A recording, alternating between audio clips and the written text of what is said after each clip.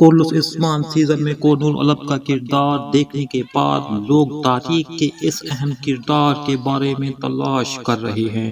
وہ جاننا چاہتے ہیں کیا یہ ایک غیر حقیقی کردار ہے یا حقیقی۔ تو میں نے کونور الب کے بارے میں کچھ معلومات اکٹھی کی ہیں، جیسے کونور الب کون تھا، سلطنت عثمانیہ کے قیام میں ان کا کردار کیا تھا، کونور الب کا انتقال کیسے ہوا اور کونور الب کا مقبرہ کہاں ہے۔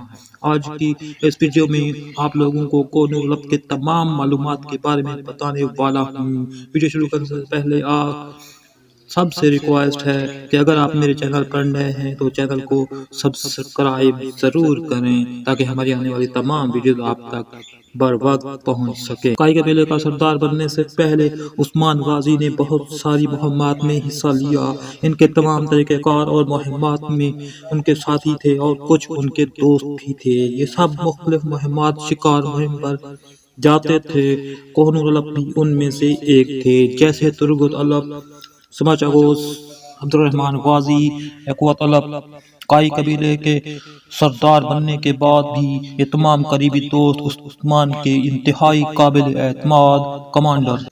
پھر پوری دنیا نے ایک دن دیکھا کہ جب عثمانیہ سلطنت عثمان کے پہلے عظیم سلطان بن گئے۔ کونور الب ان قابل اعتماد کمانڈروں میں سے ایک تھے جنہیں گرفت حاصل تھی۔ کونور الب ان پہلے کمانڈروں میں سے ایک تھے جنہوں نے سلطنت عثمانیہ کے لیے اپنی خدمات سر انجام دی۔